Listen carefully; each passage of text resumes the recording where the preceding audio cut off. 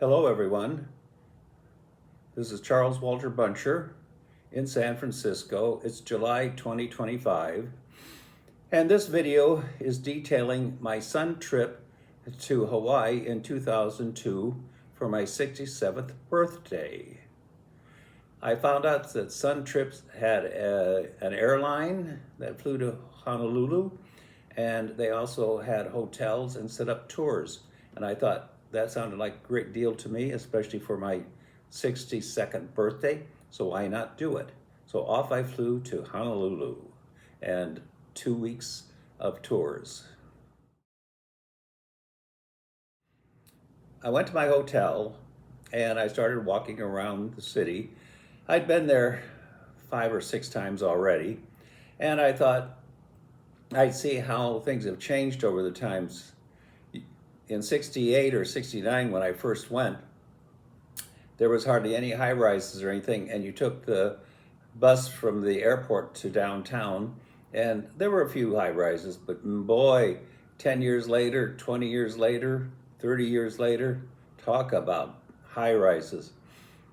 I was walking out of my hotel down to the Ala Moana shopping center where I've been before and the YMCA to have a coffee and to relax. And as I was walking along, I stopped and I saw this building, and a man local stopped and he said, "What do you think about it?" And I went, "No, it's all right." It was 2 towers with the tops connected like a walkover, or maybe a restaurant up there, I don't know. And he just shook his head, and I said, "Well, you know, they're high-end condos and that's the way it is."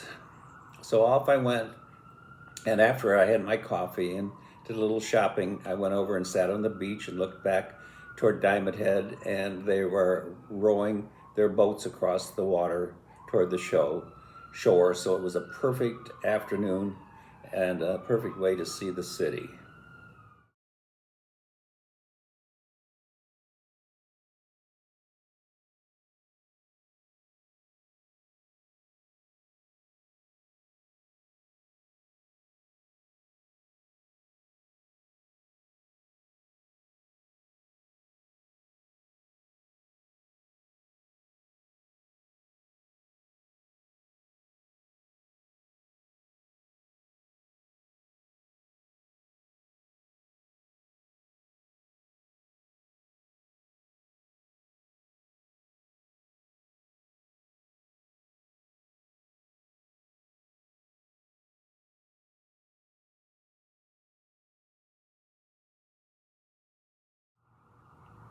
The next day, I decided to take a boat tour, and we sailed around the bay in front of Honolulu.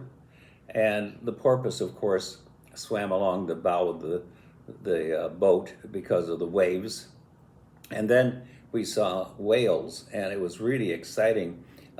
They came out of the water with their heads, and sometimes they would go lifting their tails out of the water and slapping them around. And I guess this was their way of talking to each other. I think the whales, especially the females, came down in the summertime to calve, and after they nursed and everything, and then of course after they and the males got together, they went back up toward Alaska where the krill was, so that they had plenty to eat.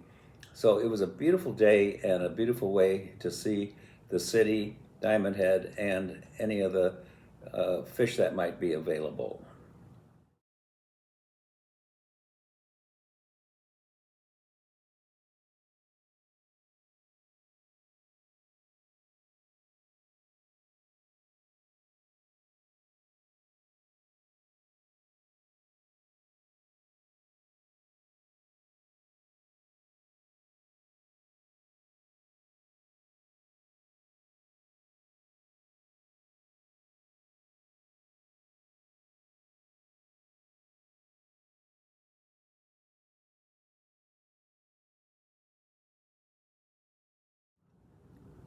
I then went up to Punch Bowl, and Punch Bowl is interesting because it's another volcano, and it's a dip in the middle, and it's a cemetery for World War II veterans.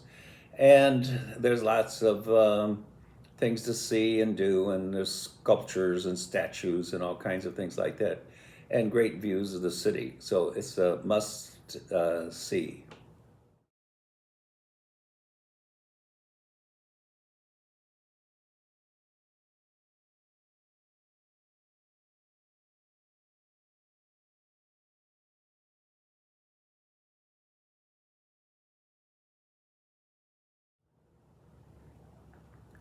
Then I went to the Missouri battleship, and it was interesting. I met a group of people there on a tour, and we were able to see where the Japanese signed the peace treaty. And there's a spot where the table was set up, and then there's a gold circle inlaid in the floor commemorating the end of the war.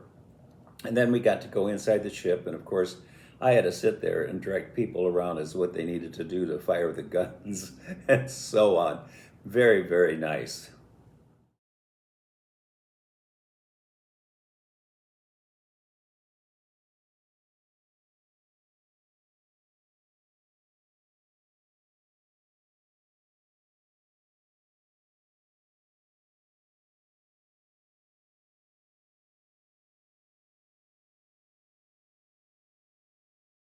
Then I did a Pearl Harbor cruise, and we went out and stopped at the Pearl Harbor Memorial for the USS Arizona. And it's been there now since 1942 or 43 underwater. And they said it still seeps a little oil out every now and then. So that's really a great thing to see, and of course to remember what the men were fighting for.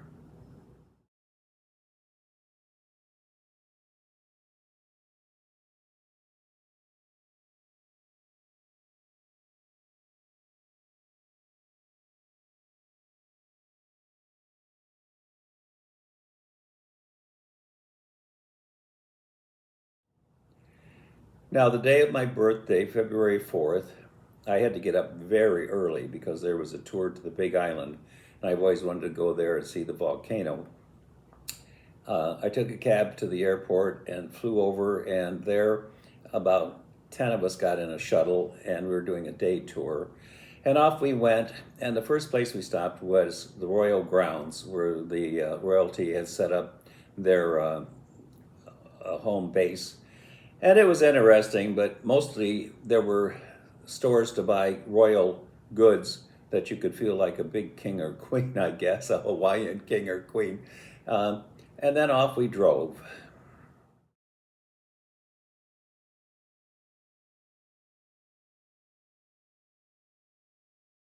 We were going to go to the top of the mountain and see the volcano.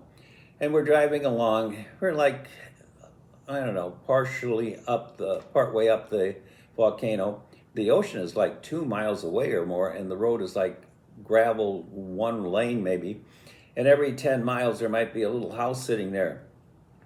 The rocks were like pebbles up to 10 or 20 feet across, just and no soil or anything. So these people just wanted to get away from everything, but you couldn't fish unless you drove a couple miles down these steep roads to get to the ocean, or you had to go to town, and there was no water, so you had to catch the rainwater. So I guess, yes, if you wanted to be alone, that was the place to be. Also of interest, as we went down to the eastern side of the island, we got closer to the ocean, and there was a sign by a road that said, "No trespassing or else."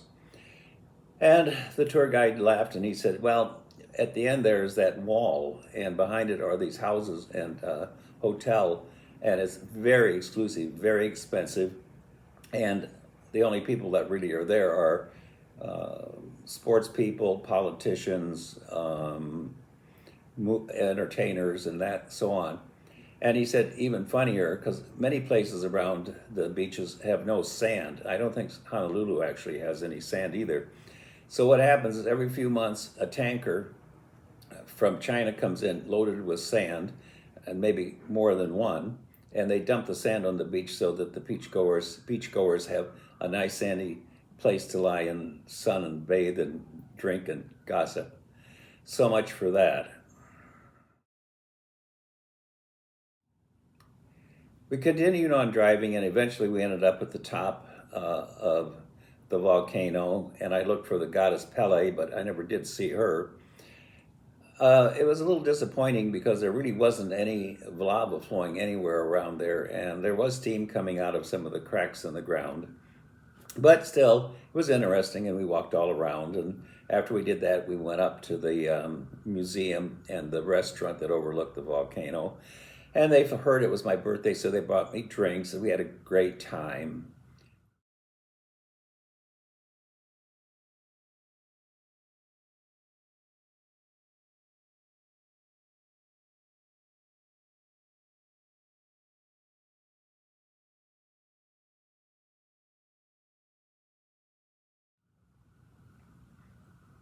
After that, we walked around for a while through the jungle, and then we went through the lava tube, which was interesting. And then we got back on the bus to go back down toward Hilo.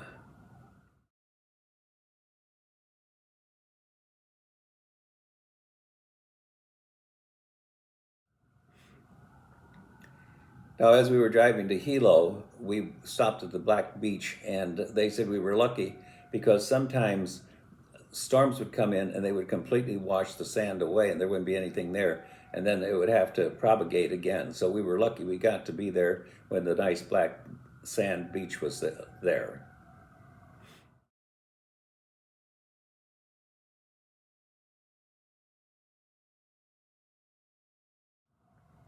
We then got near Hilo and we stopped at the Rainbow Falls, and I got a nice picture of me in front of the falls.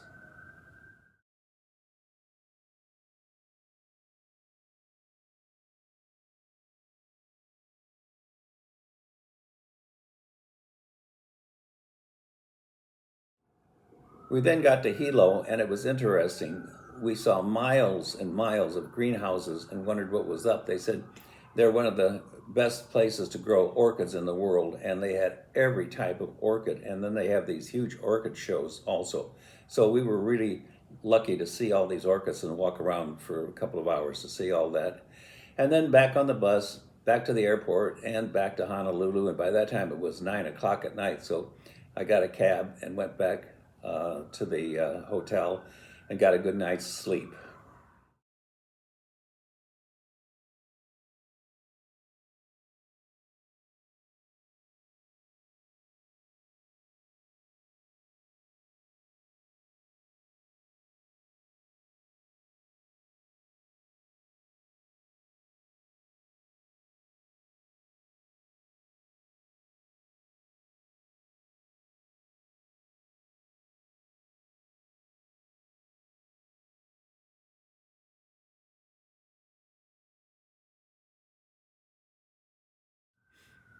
The next day, I rented a car and drove over to the North Shore. And it's interesting, the freeways there have to tunnel through the mountain range in the center of the island. So there's these tubes all over, or tunnels. Very, very interesting.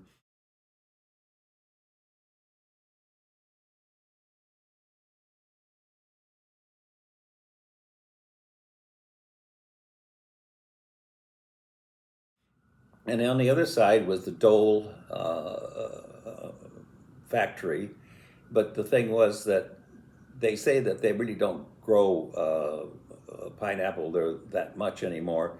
It's on the other islands. So we just got to see some of the plants and how they cultivated the pineapple and so on.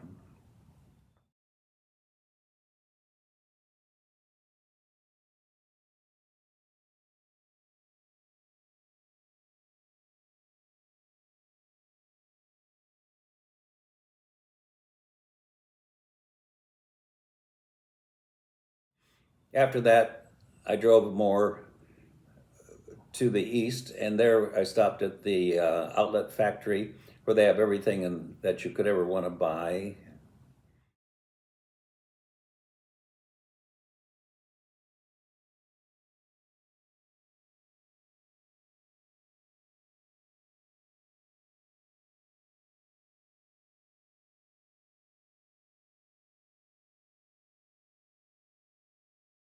Then I drove on, and there was the soap factory.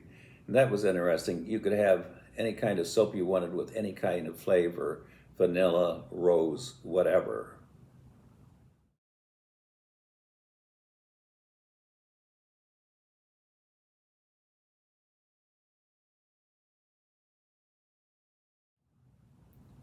And then, of course, one has to stop at the blowhole, and as the waves come crashing in against the side of the bank, the volcano or volcanic lava, there's a hole that has broken through, so it spouts out water. Really interesting.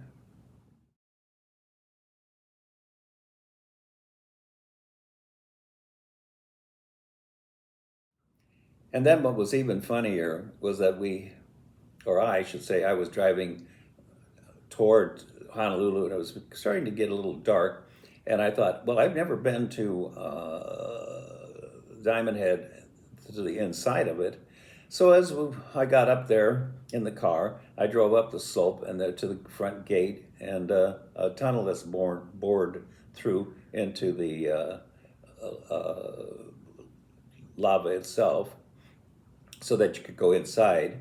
Uh, the guard was laughing. He slammed the door shut and he said, or the gate, he said, "Sorry, we're just closing." And I said, "Well, I've been here 5 or 6 times and I haven't gotten in. I guess next time I'm going to have to try a little earlier." He agreed with me. He said, "Yeah, that's exactly right."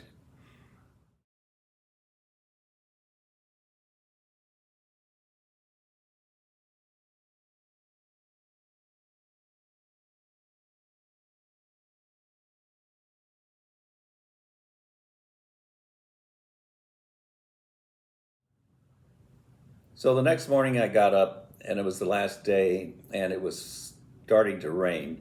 So I did get up finally and I walked around in that little shopping area right in the middle of downtown. It was right next to my hotel actually, where all the locals have set up all their booths and things. But you know, it's kind of like, eh, I don't know, how many necklaces can you buy and how many of this and how many of that. But it was fun. And then it stopped raining a little bit, so I started to walk down the street.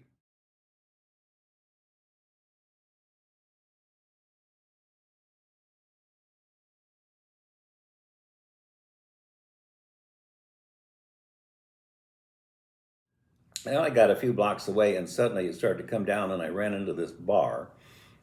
And I went in the bar, and I went upstairs because it was 2 levels, and the upstairs was open on 2 sides, so you could sit there and have a cocktail with the rain. There was only the bartender and 2 other people there. I was kind of surprised. And the bartender wanted to know where I was from, and I said San Francisco, and he said, "Ooh." So I had a drink, and then another drink, and then he sent me another drink for free, and then I went to get off of the bar stool, and I had a little trouble, and I thought, hmm. So I sat there for a while, and I managed to stand up, and I got back out in the street, and it was still showering a little bit, and I hot-footed it up the street to the hotel and went in and laid down on the bed, and that was the end of that. But I did wake up later on and went down and had a nice dinner. And the next morning, of course, I took a cab to the airport, and Sun Trips flew me back to San Francisco. So I was a happy camper. Can you imagine that? 62nd birthday in Hawaii in the Big Island. Cheers.